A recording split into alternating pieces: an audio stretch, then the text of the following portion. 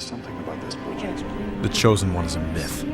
Finding him was the Is it? Anakin Skywalker, the Chosen One. I should very much like to know. Wait, Obi-Wan Kenobi. You will be a Jedi, I promise.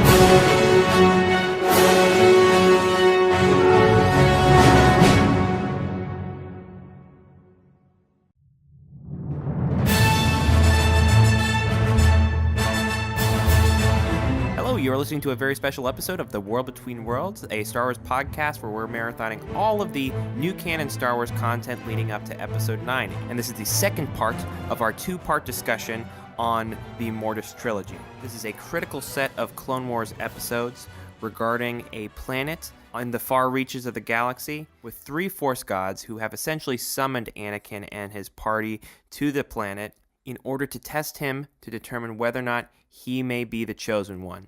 In this section, we're going to be breaking down the story. If you'd like to hear our thoughts and speculation as to what exactly the mysterious planet of Mortis may be, I'd encourage you to check out part 1. So after debating what exactly even the function of Mortis may be, let us please talk about what actually happens in the course of the episodes, because a lot happens. Oh, there were episodes? Oh, there were episodes. There were 3 episodes, in fact. I guess let's go right into the first one, which is Overlords. As we've said before, the Jedi are called by this old Jedi distress signal. Upon approaching the Mortis structure, they are sucked in, and there they awaken on the planet. A lot of strange stuff is happening. Who landed the ship? How did the ship land? How do they know where they are? They can't find where they are on the map. Crazy shifts in weather, everything is intense. Immediately, the Force deities, the daughter, and eventually the son as well, approach our party. There's one thing on these Force deities' minds, and that is Anakin Skywalker the Chosen One? Is it true that he is the Chosen One? What do you know of such things? What is about to happen shall occur, whether you like it or not. Anakin meets the father, who is the overlord of Mortis, and the father puts Anakin through a trial to see if he is truly the Chosen One. And he is. And he is. By the logic of this episode, he is indeed the Chosen One. You can choose to believe that or to not believe that. I think we all unanimously agree Anakin Skywalker is the Chosen One. Also, George Lucas thinks that Anakin Skywalker is the Chosen One, therefore I believe he is the Chosen One. Yes.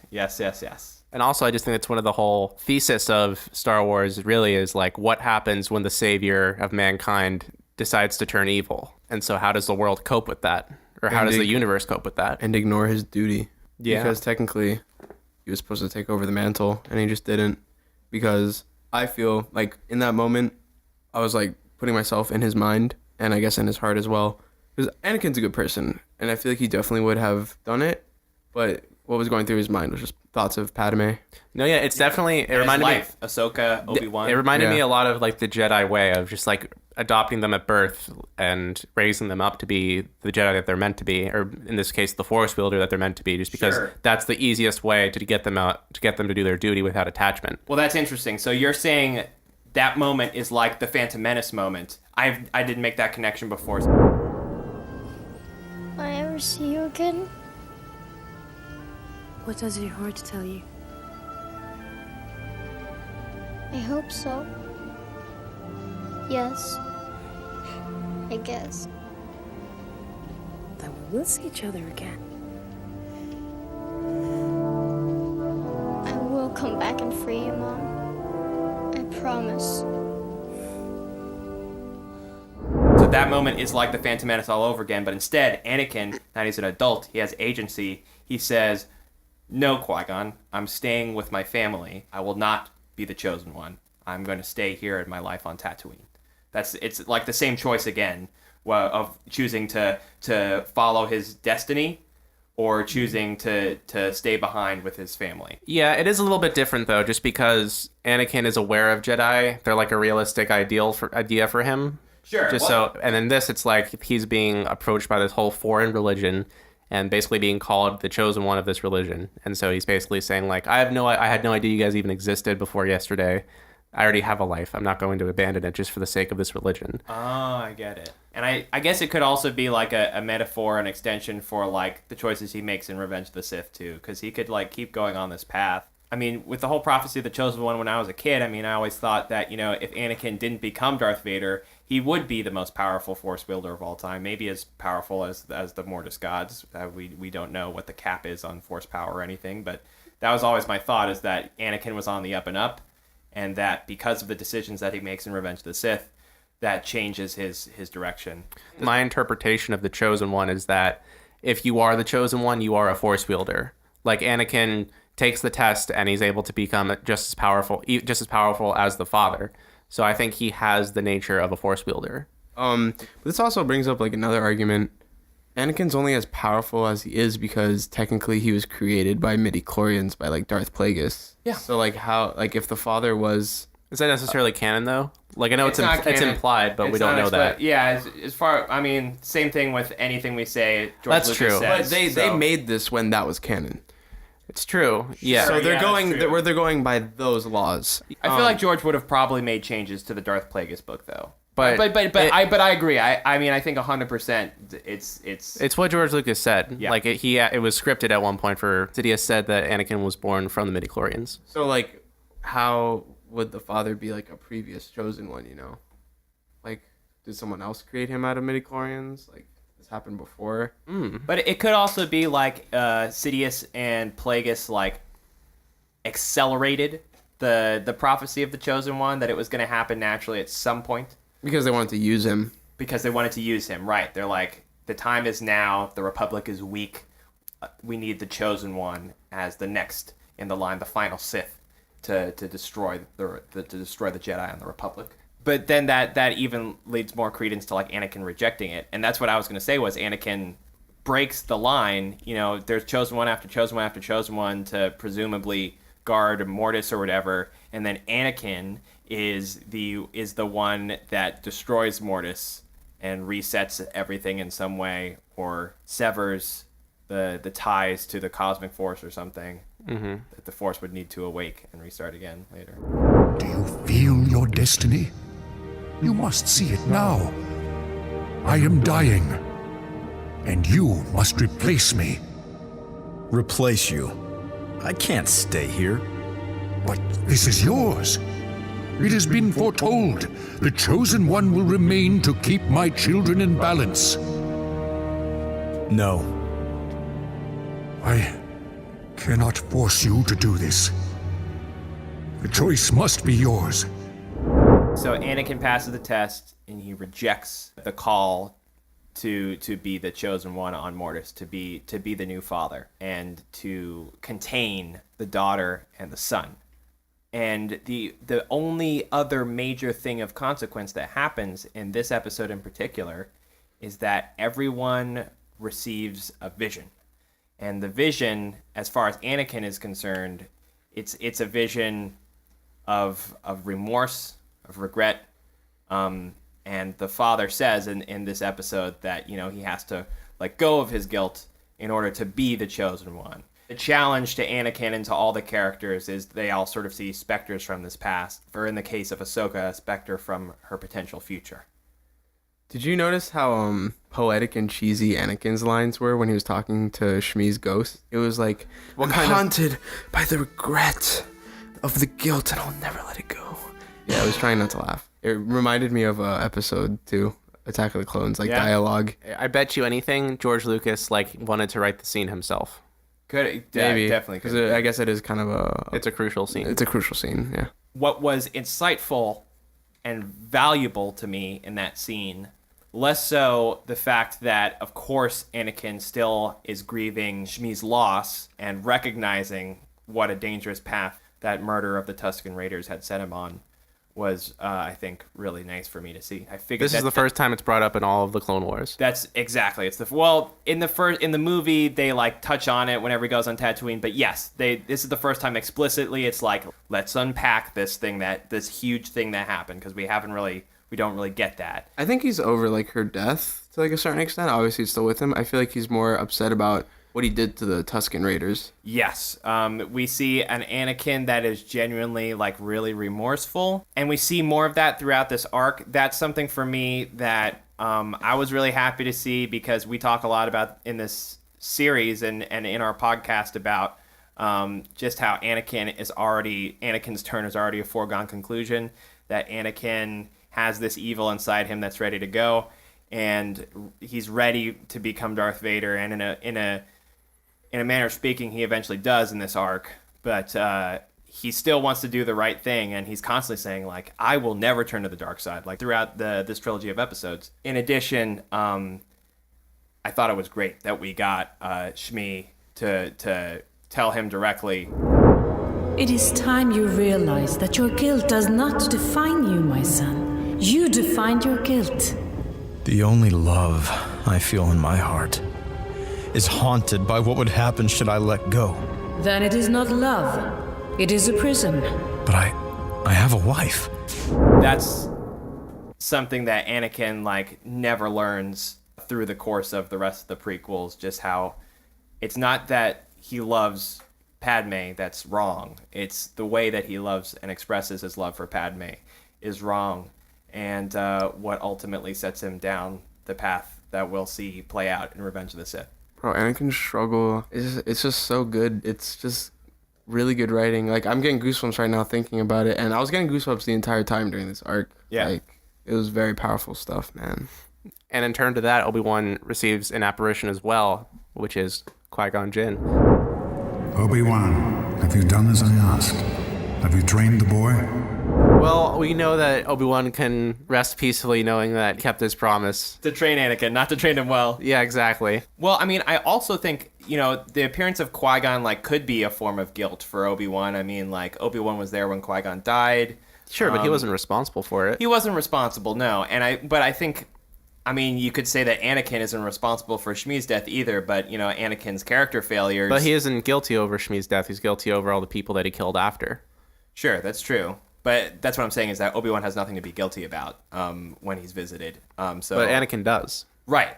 So that's why it's different. But it's still, the whole idea of a ghost being visited by a ghost is like, a ghost is walking this world because there's some unfinished business. And this is important. And I've never talked about this before, and I've wanted to. Basically, in Star Wars, whenever anyone makes a promise, that's bad news. And in The Phantom Menace, there are two promises that are made. One, Anakin says, I'll come back and save you, Mom. Two, Qui-Gon says, promise to train the boy.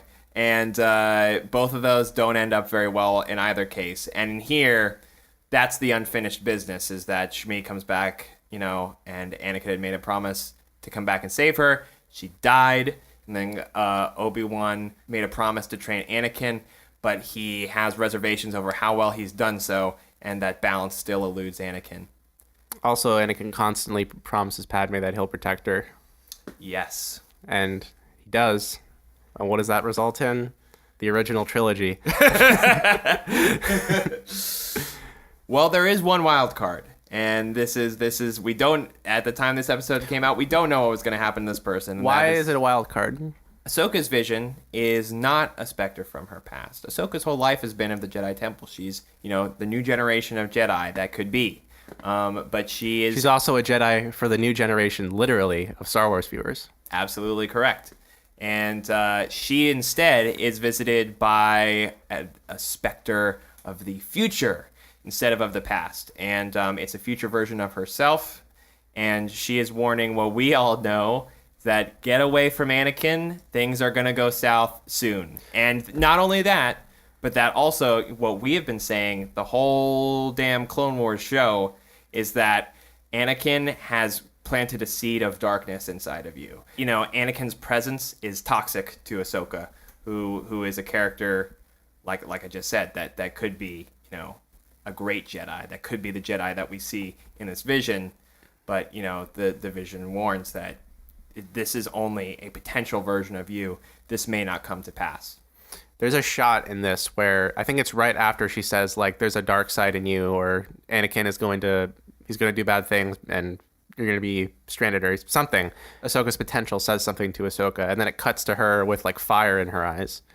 And it just, like, in that moment when I saw it the first time, I was just like, man, all the shots in this arc have, like, a purpose to them. Like, they're not just, like, shot after shot for the sake of talking. It's like there's, like, every camera angle has a purpose to it. It couldn't have just been, like, the fire reflecting in her eyes because she was standing in front of fire. That's possible, yeah. I was thinking more of the death of Vader. Like, I thought that was pretty obvious, but I think in the broad sense, all of these ghosts are more so what you were talking about with the Mortis ghosts. I think they don't really inherently say anything of value as opposed to, like, warnings that they're already themselves aware of. Like, the only things they speak of that they have no knowledge of is what the actual planet is about. So I think this is more of, like, the planet's force or midichlorians, however you want to speak of it, going into their head and projecting their own psychological viewing of... Well, this is my argument. Shmi was not Shmi. That was the sun. Okay, yeah, sure. Like, she turned into the sun after. I guess that's why I was like... I guess that would be the exception. So I'm more so thinking about Obi-Wan, and I'm thinking about the cave. Like, is Qui-Gon and Ahsoka's vision, are they real? Like, I think it's actually Qui-Gon. I think it might not be Qui-Gon. I think it's actually just the Force flowing from the planet into their heads and just projecting warning signs. Because I don't think so. What does Qui-Gon actually say? He explains what the ghost. He explains what the planet is, and he explains how powerful Anakin is. And Obi-Wan already knows that that's his opinion on Anakin. Well, and the same thing with Ahsoka. It's just all about the dark seed that Anakin has planted inside of her. She probably subconsciously already knows this. Yeah, that's that. I think that fleshes with the whole idea of a ghost, which is that it is guilt and regret, but it's not. These are exactly what you're saying. These are internalized ideas that Obi-Wan knows that he has a responsibility to Anakin, and Ahsoka knows after interacting with all these other Jedi like Plo Koon and Terrace Anube that there's a side of the Force that she's not getting from Anakin, and that's potentially dangerous for her. I think they both know that, but it's because the whole idea of a ghost is like it's who is saying it to you. That triggers, that sort of emotional reaction. And yeah, the fact that Liam Neeson as Qui-Gon Jinn comes back to talk to Obi-Wan is way fucking more cool than the daughter telling Obi-Wan the same information. Mm-hmm. And also, they're more likely to believe the information. Yes, I agree. Now go back to what Jordan says, and I'm not entirely sure that is Qui-Gon. In fact, I would say that there is a strong possibility that both Qui-Gon and the older Ahsoka apparition could be the sun. It's definitely possible. Yeah, they didn't show them, like, transforming like Shmi did. But the looming camera that looms over everyone, it's not like a peaceful, like, godlike presence. It's like Evil Dead, like panning around the room and finding a subject to loom over. That when the apparition starts. I don't think it's the sun, only because Qui-Gon's intentions in what he's saying. He's saying that Anakin is like all of this, and that he's a Jedi who will bring the balance to the Force, and he will save the light side. He's saying like all these optimistic things as opposed to something pessimistic that the sun would say. But I think that. But I do think that Ahsoka's. But how pessimistic is the sun as Shmi anyway? Because I'm not even sure. Well, Shmi doesn't really say much. She says a lot. Does Shmi call him Anakin? She calls him Annie. Okay. Yeah. Just because, like, I realized that the son never called him Anakin. He always called him the Chosen One. Yeah, I think Shmi doesn't really say anything that crazy. It's all things that are true. That, like, Anakin's, like, love is a prison to him, and that he should let go of his guilt of killing the Tusken Raiders and focus on being, like, a good person now. I don't think it's all that negative. For me, it connects to the whole idea of being visited by ghosts and the whole idea of, like, a devil, like, saying all these things that are true, even though they're true and it's positive. The fact that it's coming from Shmi directly is what triggers the guilt in Anakin. And that's if the son is Qui-Gon, if the son is the older Ahsoka, he's trying to do the same thing and stir up uncertainty and doubt. But Anakin is the only one that feels true remorse and guilt, and that's why he's affected by it, whereas Obi-Wan just sort of shrugs it off and stares up wistfully into the moonlight. Anakin is the one that goes and puts the lightsaber to the father's throat as his reaction. Right. Anyway, my argument is it's actually Qui-Gon, because this is the first time we see a Force ghost, and Obi-Wan doesn't know that Force ghosts are possible, so why would he appear as a Force ghost? I think it can be like each one's different. I feel like Shmi was the son, Qui-Gon was actually Qui-Gon, and Ahsoka's vision was just a Force vision. Or it could have been the daughter, thinking about it. Like, if the daughter wanted to, like... That's definitely possible. I still think it was actually Qui-Gon. I definitely think it could have been Qui-Gon, but I don't think you can rule out that he shows up again in one of the later episodes. Could still be the son, because he does the same thing to Anakin. I mean, he literally says, go to the dark side. Yeah, he says, go to the pool of the dark side. Anakin, Qui-Gon's advice is that, go exactly where the sun wants you to go, Anakin. But I mean, Yoda told Luke to go to the dark side cave. True. I'm not discounting that it could be Qui-Gon. I think it definitely could be Qui-Gon. But I also think you can't rule out that it's the son. Specifically, I mean, the biggest evidence for me is the camera movement. I think that's like... I think it's just meant to, like... It's purposefully there to make you question it. I think it's like, is that really Qui-Gon? An atmosphere. I mean, it literally looks like the way a ghost moves. Yeah. So I think it's just that way in order to make you question... whether or not it's real. So they present you this evidence that is outside of Obi-Wan's perspective. But yeah, I still wholeheartedly believe that's just the Force. So all three of our main characters, Anakin, Obi-Wan, and Ahsoka, all leave Mortis, or at least they attempt to. And that's where the second episode in this arc begins, where the son tries to seduce Anakin to the dark side in a dream, and Anakin resists, but instead... the son takes Ahsoka down to the planet and imprisons her and turns her evil through magic. And Anakin and Obi-Wan have to return to the planet's surface and try their best to combat the son and either assist the father or assist the daughter, and that's where Obi-Wan and Anakin split up. This is all part of the son's plan to dethrone the father. I think it's a good idea to talk about what explicitly everyone's goal is here. And, the goal of the father and the daughter is really to keep the son here, but also to keep, Mortis in balance, whatever that means. You've chosen the dark side and allowed it to feed your anger and desire for power. By bringing the Chosen One here, you've shown me my potential. You've only yourself to blame. Do not do this, son. Do not become what you should not. Be strong, I implore you. Or else I will be forced to contain you. You look frail, Father. I am not dead yet. It's kind of ironic that Shmi, or the son, called the love for Padme a prison, since he's like literally in a prison because of the affection that his father has for him. The son, all he wants to do is leave. That's it. That's his main goal. But, the father says that, by the son leaving, he's going to spread evil across the galaxy and tip the Force not just out of balance on Mortis, but throughout the galaxy. The father was fine for the most part with Anakin leaving. He was hurt about it, but he was, I guess, probably in the father's mind, like, whatever the will of the Force is, like, Anakin's probably going to come back. But in this case, he does come back, but it's through the machinations of the son. And we don't get very far in this episode until the son just straight up, decides to betray his father and lightning him up a wall. And, the daughter's all broken up about it. The daughter gives Obi-Wan a dagger. Can we just take a second to acknowledge I know that this isn't his quote. This is probably a George Lucas quote saying that Star Wars is fantasy with a paint of sci-fi on top of it. This episode is if they just took the fantasy and they just wrote a fantasy novel and then they just plucked out Anakin, Obi-Wan, and Ahsoka and threw them in a fantasy novel. Yeah, definitely.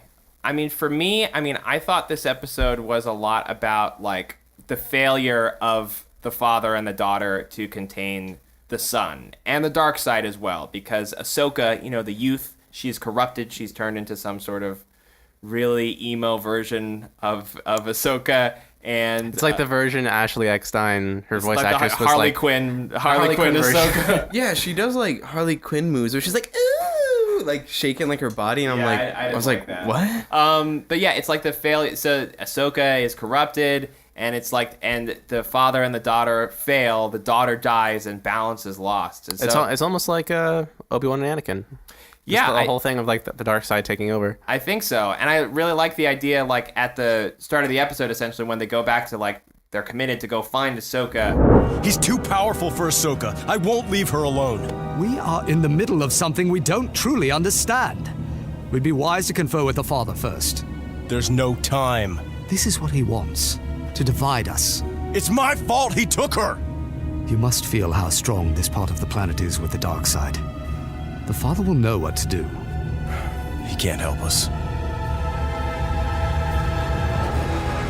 Obi-Wan is like the book smart good boy that he is. He's like, let us go get advice first. Let us go seek structure. Let us go seek the father who. Well, I mean, all his points made sense. They were like, of course, like obviously Obi-Wan's the correct one, but I don't think like it was like an exaggeration of him being book smart. Sure, they're all pretty reasonable examples. Sure, but when you think about it, Anakin, like, I think Anakin says like 2 or 3 words to the daughter, and they're all sort of really dismissive. But like but meanwhile, Obi-Wan is like, Obi-Wan gets along with the daughter, and Obi-Wan like seeks advice from the father, but Anakin distrusts the father and at least partially sympathizes with what the son's position is, which, you know, matches pretty well what we know about Anakin and his characterization in the show so far. I think what's interesting about the dagger is that it looks sick. It looks sick, but only the father and the daughter probably know where it is, because in the next episode, or in that episode, the son is like, where did you get that? Meaning that it was hidden from him. It was hidden from him. And the father was upset that she showed them.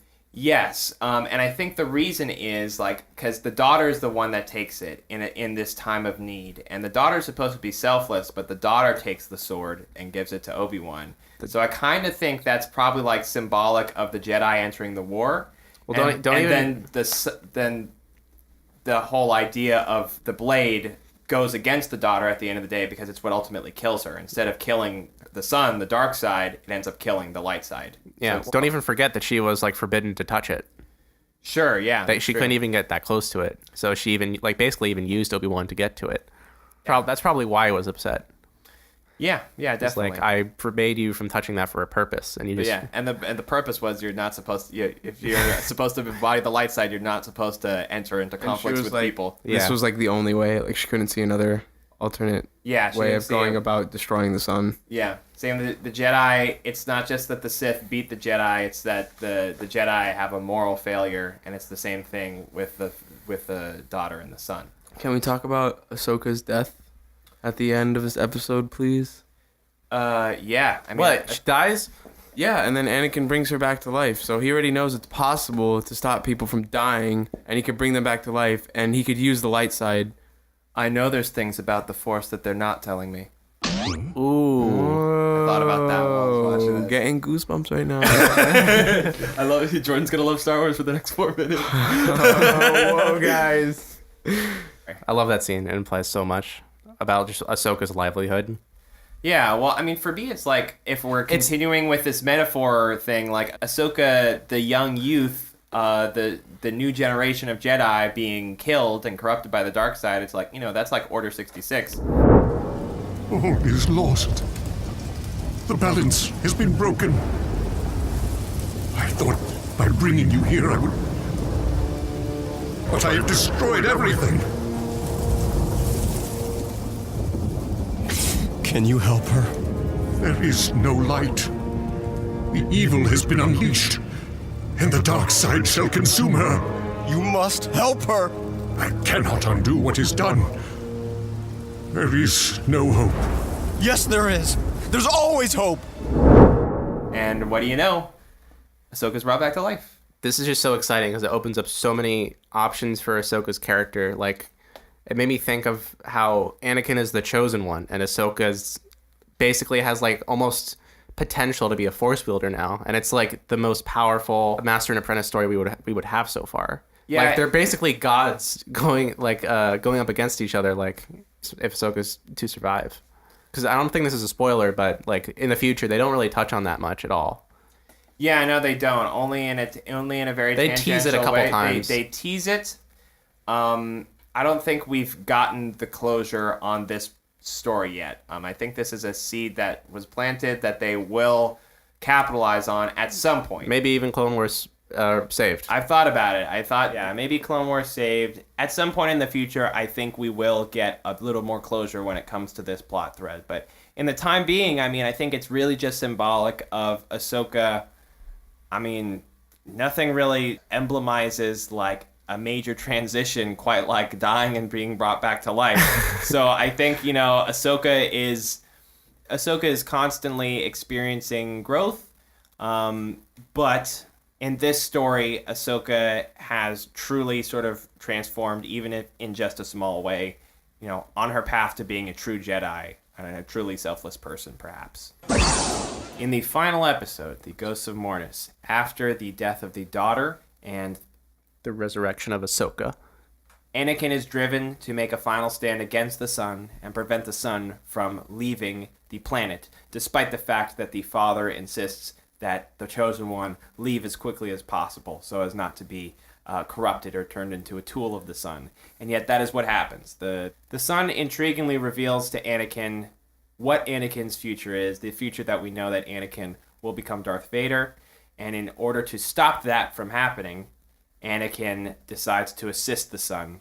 It's the conclusion of the arc, and this is, you know, the final stand that all the characters make. But it really is, you know, the father and Anakin that are ultimately, I think, at the forefront of this episode. The sun obviously has control of like time. He was able to see the future and show Anakin the future. So maybe he can see like alternate like timelines as well. And maybe he knew that Anakin would have chose the lesser of the evil. I will do such terrible things. Yes. But it doesn't have to be that way. The choice is still yours to make. How? The future, by its nature, can be changed. Join me, and together we will destroy this Emperor you see in your visions. Then we shall end war, corruption, and suffering throughout the galaxy. Will we bring peace? Of course. Once he showed him the visions, it was either he turned into Darth Vader or he joined the sun with whatever conquest he wanted to do with destroying everything. I guess weighing out the options, like if I knew I was going to turn into Darth Vader and kill younglings, I mean, there's literally like a vision of him like standing above a youngling and we all know what's going to happen. Right. I would definitely choose the lesser of the evil. I mean, he literally says we're going to bring peace, so you have a more like straightforward answer. yeah. I mean, he was manipulating him. He tricked him into thinking he was going to bring peace to the world. He presented him with all this evil imagery, and he said, "This is evil imagery. I'm not going to do this, so you should accompany me." What I found interesting was that Anakin, it was almost like Anakin did take on the mantle of being the Chosen One. Because when he goes down there, he like confronts the sun by himself and draws his lightsaber and is like, "I'm taking you down." It was only at that point where the sun was finally able to manipulate him and get that to happen. Because why didn't the sun just do that from the beginning? I just find that interesting that like Anakin went down into the pit and was ready to like end the dark side once and for all, but that was, for whatever reason, that was where the sun was actually able to turn him to the dark side. You know what I wish happened instead of what actually happened? Like, I feel like when he joined the dark side, like joined the sun, it was more of like a possession. Like, I felt like he was possessed. I would rather have seen him more conscious of his decisions rather than him just like kind of looking like a zombie with like black eyes. Like, I felt the opposite. I felt like he was more conscious than the alternate version that we saw with Ahsoka, where she was completely mind controlled. Yeah, I think to your point, he does seem sort of like catatonic, but I think that's just also how think angry people look. Huh? I think that's just how angry people look. Sure, and I also think he didn't have like the possession eyes that Ahsoka had, and he didn't have like the crazy veins or anything. Instead, Anakin basically has just the yellow Sith eyes from the movies. The hell eyes. The literal hell eyes. I noticed that, which was really cool. You will not understand what I have to do to end the Clone War. You will try to stop me.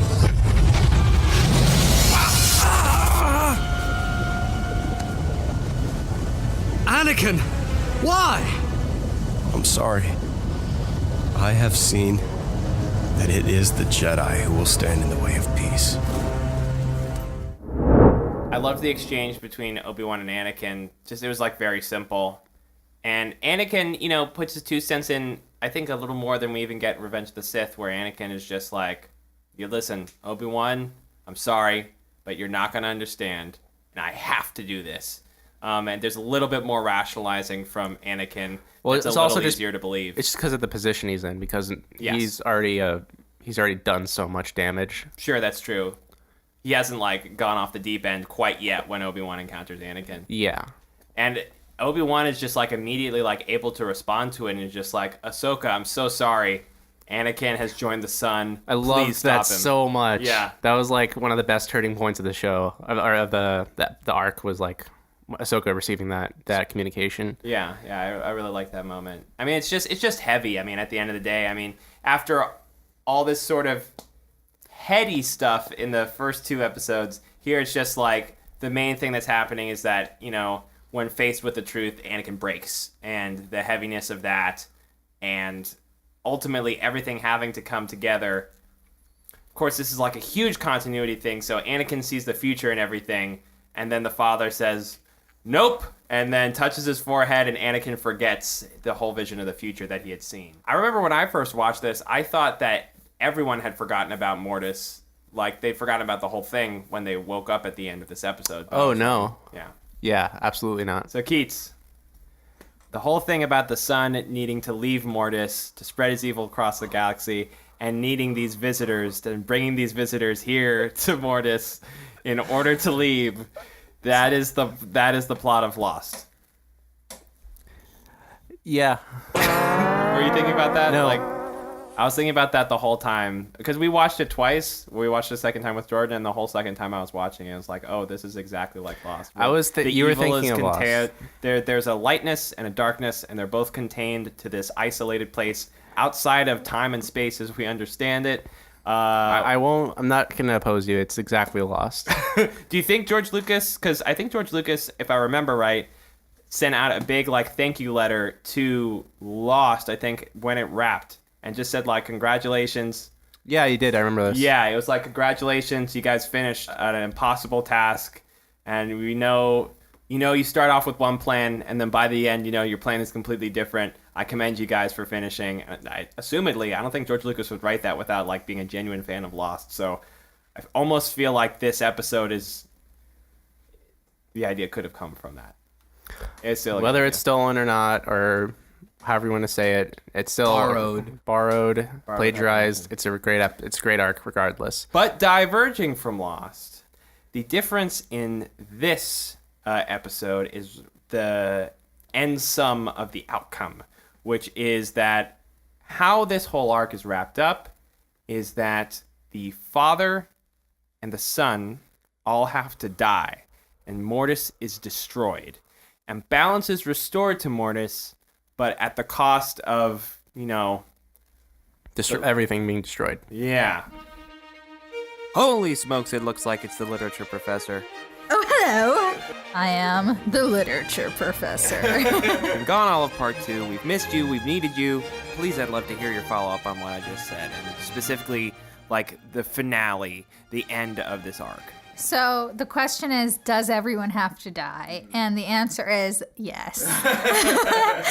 On all planes. Excellent. So yeah, I feel like this is like maybe like the main theme of Star Wars that like holds everything together. And like you see this in like the new movies, and like I feel like this was a big like middle finger to the haters who were like, new movies, blah, they threw the lightsaber on the ground. Because it's like, okay, look, it was here. It was here. Like this is all one like question that's like being played out, and it's a very important question like in our timeline as well, which is this we have like a binary dichotomy of like good and evil, and we want to destroy evil, but by destroying evil we think we're being good, but we end up like perpetuating evil.